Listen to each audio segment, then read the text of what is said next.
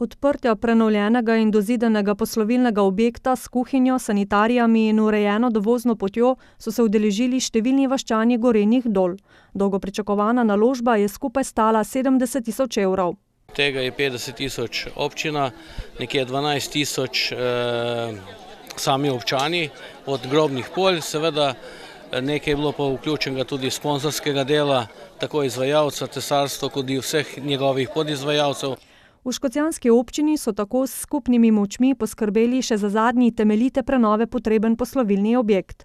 To je uspešno bilo izvedeno in jaz mislim, da zelo sovpada v našo to krajino, tako da objekt ni moteč, ni visok. Veste, tukaj smo znani po tem našem dolskem koncu, ki zajema več zaselkov, da radi pristopimo k takim udarniškim akcijam, če lahko rečem po domače.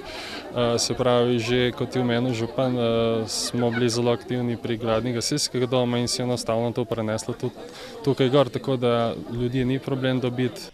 Izvajalec del je vsa potrebna gradbena dela končal že lani, uporabno dovoljenje pa je občina pridobila v začetku tega leta.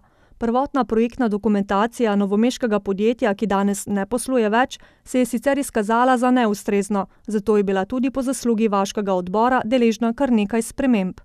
Gradbeni del ni bil dobro razdeljen, zato smo mogli sami se poglobiti v popis del. In iz tistega popisa, ki je pač bil zajet v projektu, narediti zadevo optimalno, se pravi zadevo izboljšati, pa tudi določene anomalije smo popravili. Pred slovesnim prerezom traku je svetomašo daroval škocjanski rojak, beograjski nadškof Stanislav Hočevar, ki je opravil tudi blagoslov prenovljenega poslovilnega objekta.